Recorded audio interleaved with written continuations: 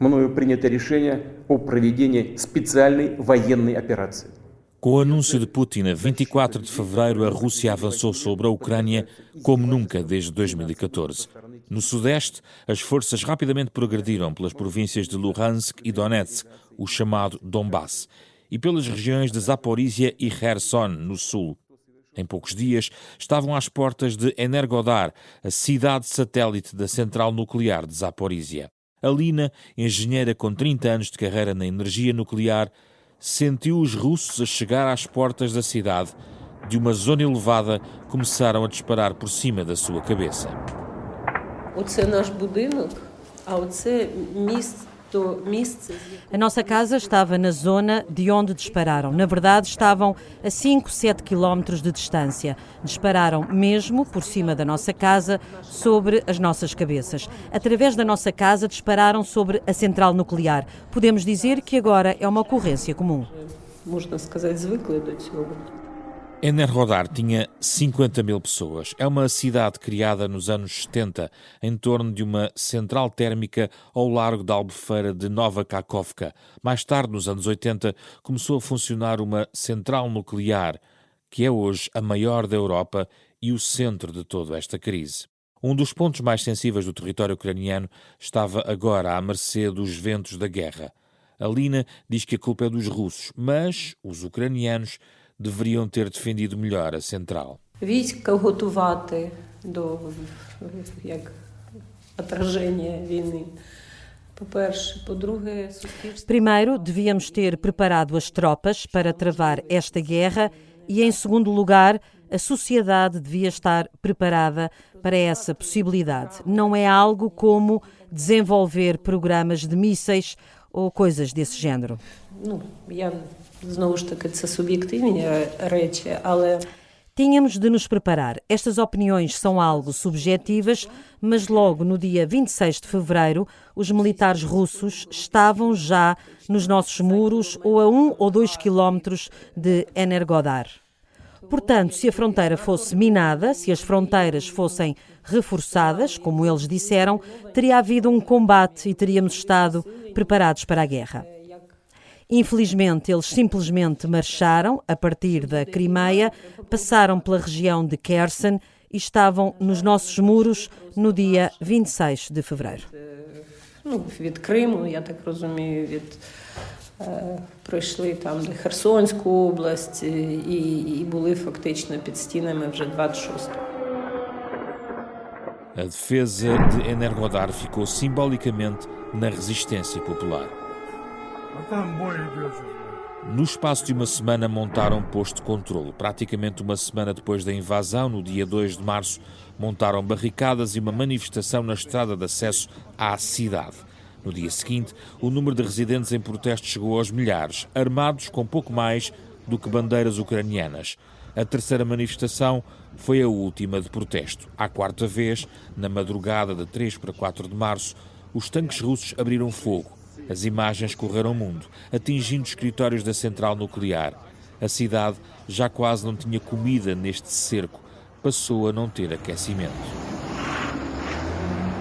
Os russos entraram na cidade, começaram a ocupação de Energodar. Oksana era subdiretora do Departamento de Proteção Social da Câmara Municipal, na altura com 52 anos. Eu não queria sair porque era a minha casa. Eu pensava, estou em casa, por que é que deveria sair? Não planeei sair. Houve oportunidades para ir embora, no entanto, eu sabia que as pessoas estavam a ficar e eu era a chefe de divisão. Havia trabalhadores, pessoas pelas quais éramos responsáveis. E sair seria uma grande traição.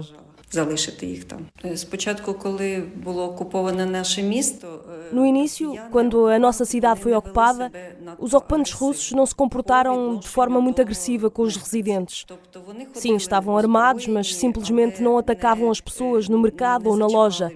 Penso que havia uma ordem da liderança deles para se comportarem de forma digna. É pelo menos esta a nossa impressão. Якомога себе ввічливо поводити.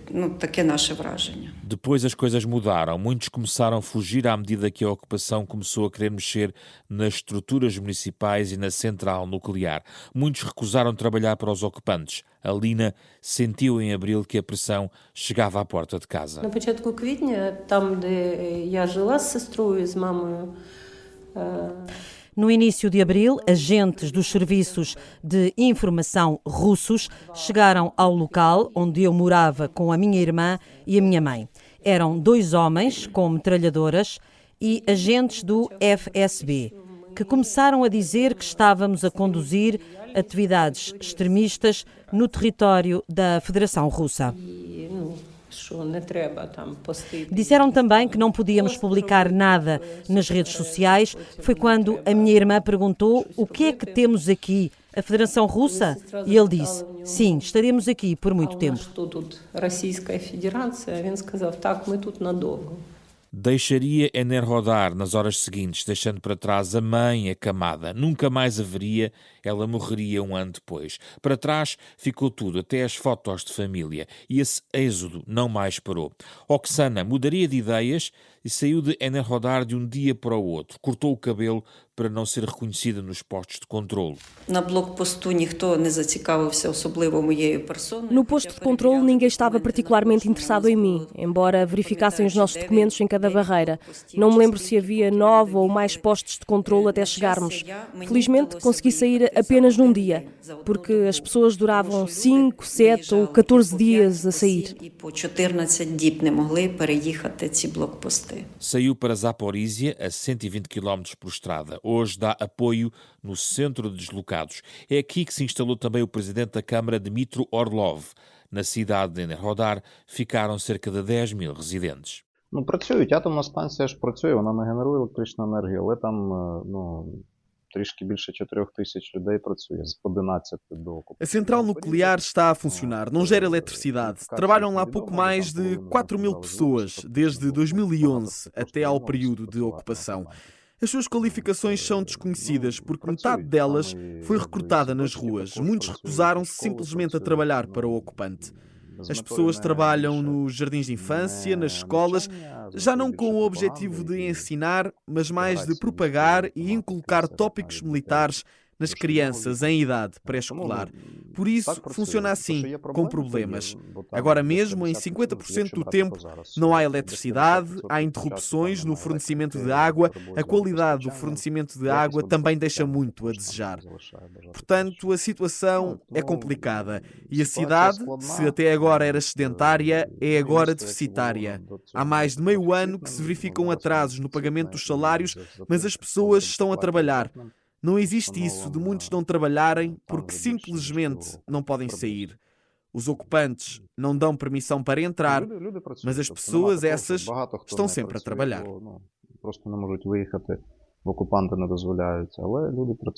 Novas pessoas foram entrando na cidade durante a ocupação.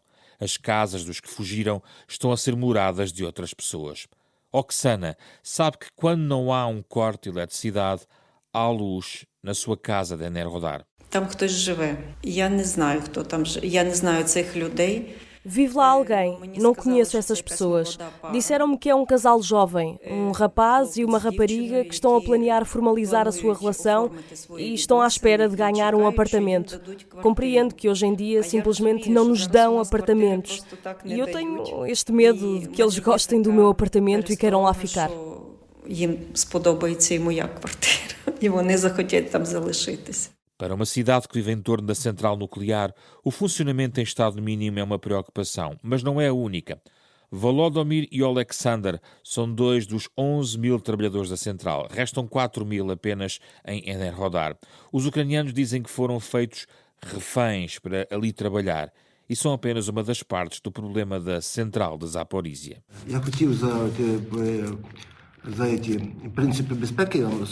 Têm que ser seguidos princípios de segurança e um deles era o nosso pessoal. A primeira questão é a falta de fornecimento externo de energia elétrica e o segundo problema é a falta de água. O terceiro princípio é ter pessoal devidamente formado, o que está atualmente em falta. A quarta questão, importante, é a militarização da central nuclear. Hoje, existem militares e equipamento militar em cada unidade. E o perímetro da central nuclear e as margens da barragem de Kakhovka estão completamente minados. Tudo, em todo o lado, está minado, incluindo as centrais nucleares. Por isso, não sabemos o que vai acontecer se tivermos de ir lá e voltar. Não sabemos o que podem ter em mente. Mas como rebentaram a barragem de Kakhovka, podem explodir ainda mais coisas. 3 meses depois da invasão, a barragem de Nova Kakhovka ruiu. O nível do rio de Dnieper baixou, pondo em causa os circuitos de refrigeração.